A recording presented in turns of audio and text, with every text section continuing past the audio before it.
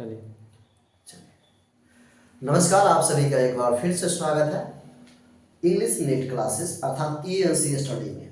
यदि आप हमारे चैनल पर नए हैं तो चैनल के साथ जुड़ जाइए, सब्सक्राइब कर लीजिए, क्योंकि यहाँ पर प्रत्येक टाइप का बायोग्राफी आपको देखने को मिलेगा। जितने भी हमारे इतिहासकार हैं और जितने भी हमारे हिस्ट्री में सभी लोगों का बायोग्राफी एक एक करके हम लोग सॉल्व करने वाले हैं। चाहे वो जैन धर्म के अनुयायी हो, अशोक हो, बिंबिसार हो, कोई भी हो, सभी के बारे में हम लोग। तो आज हम लोग ऐसे शख्सियत के बारे में पढ़ने वाले हैं, वो परमात्मा के बारे में पढ़ने वाले हैं जो बहुत ही महत्वपूर्ण भारत की भूमि पर उनका बहुत ही महत्वपूर्ण योगदान रहा है, जिसके बारे में हम लोग आज जानकारी प्राप्त करने वाले हैं। जो प्रत्येक कॉम्पिटेटिव एग्जाम हो या तब, चाहे हमारे देश को संबोधित करना हो तब, उनके बारे में बिना उनका नाम लिए हुए हम लोग संबोधित नहीं कर सकते हैं और किया ही नहीं जाता है। अर्थात शुरू करते हैं हम लोग बौद्ध धर्म। बौद्ध धर्म को क्या है, बौद्ध धर्म, इसी के बारे में चर्चा करते हैं। बौद्ध धर्म, बौद्ध धर्म की शुरुआत की सिलसिला का जो कहानी है उसी के बारे में हम लोग चर्चा करते हैं। बौद्ध धर्म शुरुआत कैसे हुआ, बौद्ध धर्म समाप्त कैसे हो गया, बौद्ध धर्म की क्या क्या क्राइटेरिया है, आप किस प्रकार से बौद्ध धर्म में सम्मिलित हो सकते हैं, बौद्ध धर्म को कौन कौन क्या क्या कर सकता है, किस प्रकार से उसको अपना सकता है, इसमें किस प्रकार के जो इसमें अनुयायी है वो हो सकता है। तो सबसे पहले हम लोग शुरू करते हैं बौद्ध धर्म की एक कथा कहानी से। हम लोग शुरू करते हैं इसको, जो बौद्ध धर्म का कहानी है वहां से शुरू करते हैं। तो सबसे पहले बौद्ध, ऐसा कोई किसी भी प्रकार के अनुयायियों के बारे में बात करें तो सबसे पहले बौद्ध धर्म की शुरुआत एक जगह होता है। एक जगह, एक व्यक्ति है जिसका नाम है सुदोधन। सुदोधन एक व्यक्ति है जिनका नाम है सुदोधन, जिनका नाम है सुशोधन। उसके बारे में हम लोग खैर बाद में बात करते हैं इनके बारे में। शुरुआत करते हैं हम लोग शुरू से। तब बौद्ध धर्म के संस्थापक, सबसे पहले बात करें, एक सेकेंड, संस्थापक। तो बौद्ध धर्म के संस्थापक है, याद रखिएगा, बौद्ध धर्म के संस्थापक महात्मा बुद्ध है। कौन है? महात्मा बुद्ध है। महात्मा बुद्ध, महात्मा बुद्ध बौद्ध धर्म के संस्थापक कौन है? महात्मा बुद्ध है। तो आइए थोड़ा सा एक जानकारी लेते हैं हम लोग महात्मा बुद्ध पर। किस पे जानकारी लेते हैं? महात्मा बुद्ध। इनका नाम जो महात्मा बुद्ध, महात्मा बुद्ध, महात्मा बुद्ध भारत के लिए एक गौरवान्वित महसूस कराने के लिए जो ये चीजें हैं सबसे बहुत ज्यादा महत्वपूर्ण भूमिका निभाती है। चाहे आपको कहीं पर भी इंट्रो देना हो, तब अन्य देशों में इंट्रो देना हो, हाल ही में आप देखे भी होंगे। तो महात्मा बुद्ध के बचपन, सबसे पहले इनका जन्म होता है, जन्म नेपाल के तराई क्षेत्र, नेपाल के लुम्बिनी में। कहाँ होता है? लुम्बिनी। कहाँ होता है इनका जन्म? लुम्बिनी में 563 ईसा पूर्व। क्या है? 563 ईसा पूर्व में होता है इनका जन्म। 563 ईसा पूर्व में इनका जन्म होता है। इनके जन्म के समय इनकी माता का देहांत हो जाता है। तो इनके माता का क्या नाम हो गया? इनके माता का नाम क्या हो गया? महामाया। इनके माता का नाम क्या हो गया? महामाया। माता का नाम क्या है? महामाया। महामाया का देहांत, मृत्यु क्या हो गया? जब कौन जन्म लिए? जब महात्मा बुद्ध का जन्म हुआ। तो अर्थात इनके बचपन का नाम, बुद्ध के बचपन का नाम सिद्धार्थ था। क्या चीज है? सिद्धार्थ। सिद्धार्थ, बचपन के नाम क्या है? सिद्धार्थ। बचपन के नाम क्या है? सिद्धार्थ है। अब थोड़ा सा हम लोग आगे बढ़े, तो जब इनकी माता का मृत्यु हो गया तो इनका लालन पालन कौन किया? तो इनकी एक मौसी है जिनका नाम है, मौसी का नाम है प्रजापति गौतमी। प्रजापति गौतमी। प्रजापति क्या है? गौतमी। प्रजापति गौतमी के द्वारा ही इनका लालन पालन किया गया। किनका? बुद्ध का, महात्मा बुद्ध का अर्थात सिद्धार्थ का। लेकिन बात आता है सिद्धार्थ से महात्मा बुद्ध बनने की कहानी। जिसका डर था सुद्धोधन को, इनके पिता का नाम, पिता कौन है? सुद्धोधन। जिस बात का डर था वही होता है सुद्धोधन के साथ। सुद्धोधन कौन है? सिद्धार्थ के पिता है। सुद्धोधन कौन है? सिद्धार्थ के पिता है। जिस बात का डर था सुद्धोधन को वही होता है, क्योंकि राजपाट चलाना कब? लुम्बिनी के तराई क्षेत्र लुम्बिनी में जब राजपाट चलाना, किस प्रकार का आर्किटेक्चर का आप और इस बात का अंदाजा भी नहीं लगा सकते हैं। 563 ईसा पूर्व में किस प्रकार का उनका जो रहने का व्यवस्था किया गया था, किसका? महात्मा बुद्ध को। अब आता है एक सिद्धार्थ किस प्रकार से महात्मा बुद्ध बन गए, यही कहानी है। तो कहानी को हम लोग स्किप करते हुए आगे बढ़ते हैं कि इनका जो विवाह होता है, इनका विवाह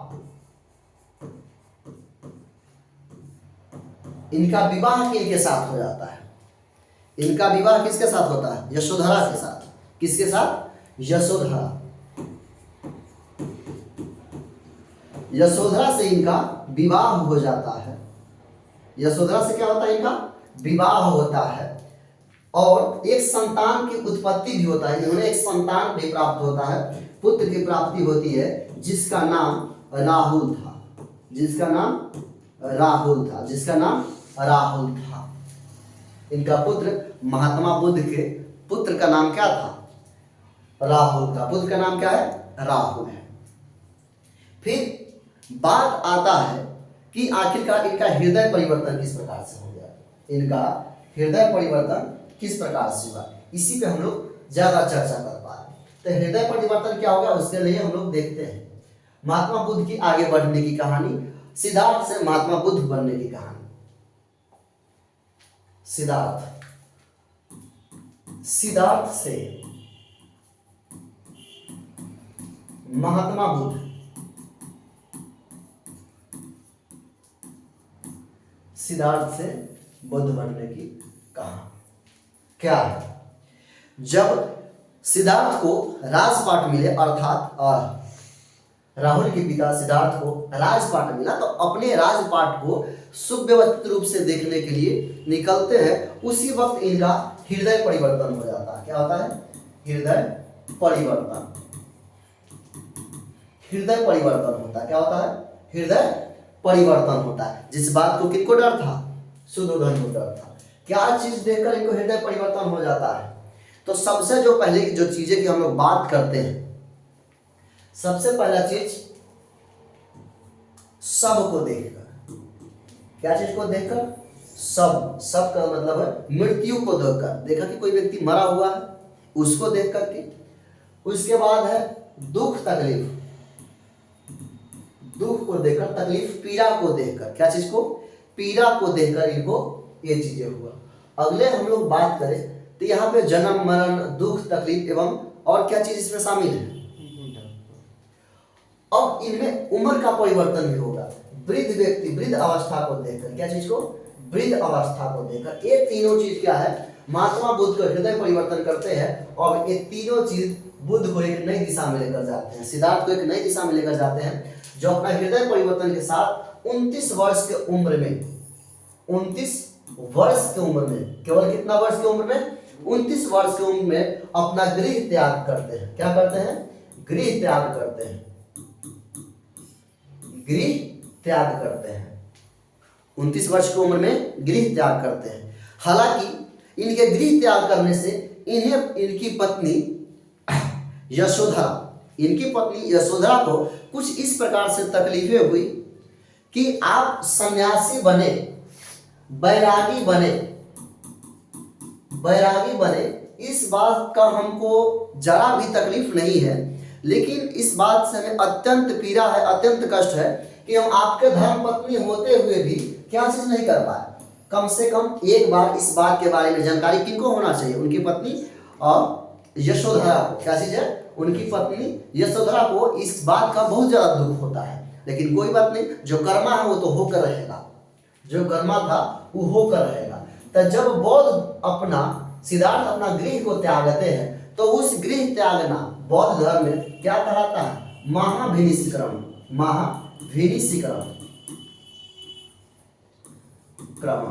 महाभिनिष्क्रमण। जब क्या वो धारण करते हैं? वैरागी धारण करते हैं। जब वो अपना क्या करते हैं? सब मोह माया को त्याग कर देते हैं तो क्या धारण कर लेते हैं? वैरागी धारण कर लेते हैं। यहाँ तक की ये चीजें हैं। तब क्या करते हैं? ये चल देते हैं अब क्या चीज को? दुनिया को समझने।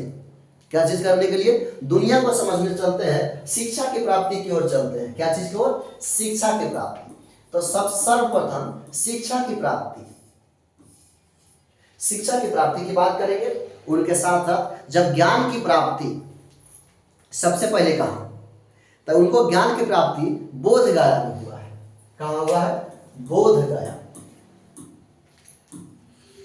बोध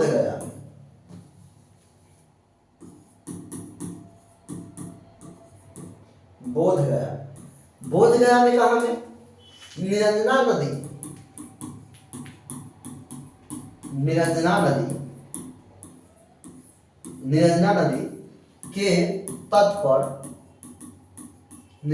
के तट पर पीपल के वृक्ष के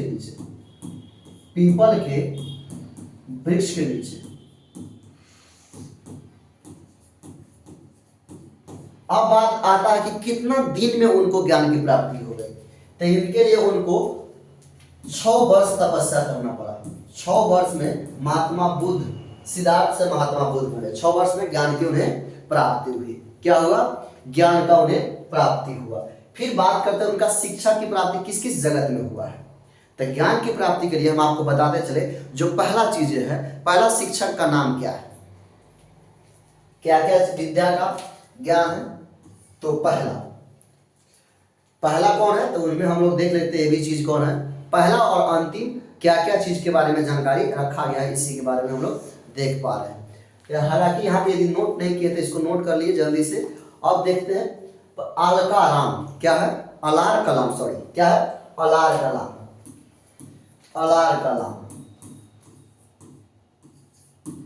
अलार कलाम से उन्हें विद्या की प्राप्ति होती है। क्या चीज की विद्या की प्राप्ति होती है अलार कलाम से? सांख्य विद्या की। क्या चीज के? सांख्य विद्या की। अब योग विद्या की प्राप्ति किनसे होती है? योग विद्या के लिए हम प्राप्ति की बात करें तो रुद्रक राम। क्या नाम आता है दूसरा का? रुद्रक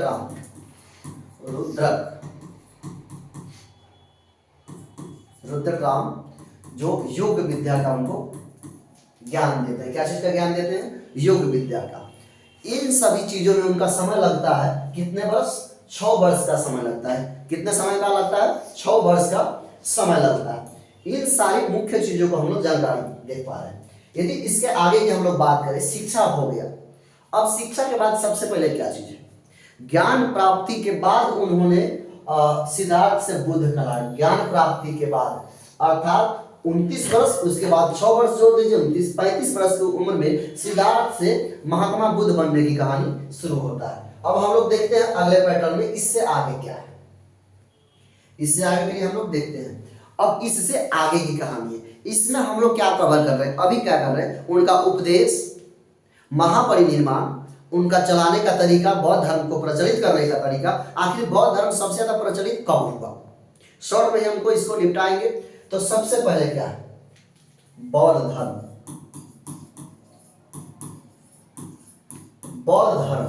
बौद्ध धर्म के संस्थापक महात्मा बुद्ध के जो प्रिय शिष्य था। प्रिय शिष्य का क्या नाम है? प्रिय शिष्य का नाम आनंद है। प्रिय शिष्य का नाम क्या होगा? आनंद। एवं बात करें प्रधान शिष्य का, तो उपाधि ना, प्रधान शिष्य उनका जो था उपाधि था। कौन था? उपाधि। क्या है? ये दोनों शिष्य हैं किसके? महात्मा बुद्ध के। अर्थात कहने की तरफ से बात करें तो बौद्ध धर्म के ये आगे चल के अनुयायी है। क्या है? अनुयायी है। अब हम लोग बात करते हैं बौद्ध धर्म के प्रिय शिष्य कौन है? महात्मा बुद्ध के प्रिय शिष्य आनंद एवं प्रधान शिष्यों में सबसे प्रधान शिष्य कौन था? उपालि थे। अब इनके बारे में बात करते हैं उपदेश का। उपदेश का उपदेश का प्रथम उपदेश उन्होंने कहाँ दिया? प्रथम उपदेश यहाँ कहाँ दिए हुआ है? प्रथम उपदेश उन्होंने सारनाथ में दिए हुआ है। कहाँ दिए हुए हैं? सारनाथ। सारनाथ में प्रथम उपदेश कहाँ है? सारनाथ में दिया गया है। और अंतिम उपदेश की बात करें तो कुशीनगर में। कहाँ? अंतिम उपदेश। अंतिम उपदेश, यदि अंतिम उपदेश की बात किया जाए तो कहाँ दिए हुए हैं? कुशीनगर में। कुशीनगर में अंतिम उपदेश कहने का समझ रहे हैं, कुशीनगर में इनका क्या हो जाता है? मृत्यु हो जाता है। लेकिन जो सबसे ज्यादा उपदेश दिए हुए हैं कहाँ पर? सबसे ज्यादा कहाँ उपदेश दिए हुए हैं? सबसे ज्यादा उपदेश की बात करें, सबसे ज्यादा उपदेश की बात करें तो कहाँ? श्रावस्ती में। कहाँ? श्रावस्ती में। कहाँ पर? श्रावस्ती में। कहाँ पर दिए हुए हैं? श्रावस्ती में उन्होंने सबसे ज्यादा उपदेश दिए हुए हैं। तो यही हम लोग के सामने उपदेश की बात क्या है? हम लोग के सामने क्या चीज की बात है? उपदेश की बात है। उपदेश की बात में चर्चा हो रहा है। सबसे ज्यादा उपदेश कहाँ दिए हुए हैं? श्रावस्ती में। अब हम लोग बात करते हैं इन्होंने क्या क्या जो सिद्धांत दिया हो उसके बारे में हम लोग चर्चा करते हैं। तो सबसे पहले सिद्धार्थ के द्वारा अर्थात महात्मा बुद्ध, महात्मा बुद्ध, महात्मा बुद्ध सबसे पहले एक चीज है अष्टांगिक मार्ग। अष्टांगिक मार्ग क्या है? अष्टांगिक मार्ग, इसके बारे में विश्लेषण हम लोग चर्चा करेंगे। सबसे पहले क्या है अष्टांगिक मार्ग? 10 सील क्या दिए हुए हैं? 10 सील। तीसरे नंबर पे बात करें त्रिपिटक। त्रिपिटक, त्रिपिटक में कौन कौन आता है? विनय पिटक। त्रिपिटक में आता है विनय पिटक, सूत पिटक, सूत पिटक, धम्म पिटक, धम्म या अभिधम्म पिटक। ये चीजें का चर्चा। यदि हम लोग बात करें 10 सील की भी बात करें, अष्टांगिक मार्ग का भी बात करें, तो सबसे पहले इनका जो विश्वास क्या? पुनर्जन्म पर। क्या चीज? विश्वास की हम लोग बात करें, विश्वास पुनर्जन्म। पुनर्जन्म का क्या मतलब होता है? यदि किसी व्यक्ति का इच्छा पूरी तरीका से नहीं होता है, इच्छा पूरी तरीका से पूरा नहीं होता है, तो उनके पुनर्जन्म में विश्वास तब्दील था। लेकिन कोई व्यक्ति का इच्छा ही नहीं रहेगा तो क्या होगा ना? अंधविश्वास, मतलब इच्छा का समापन ही क्या? एक बैरागी का मुख्य कर्तव्य हो जाता है। क्या होता है? बैरागी का मुख्य कर्तव्य हो जाता है। तो इतना हम लोग देखें। अगले हम लोग देख रहे हैं क्या चीज होता है। सबसे पहले महापरिनिर्वाण क्या है? तो एक कॉमन बात हम लोग को देख पा रहे हैं। कॉमन चीज क्या है? जन्म कब होता है? बुद्ध का,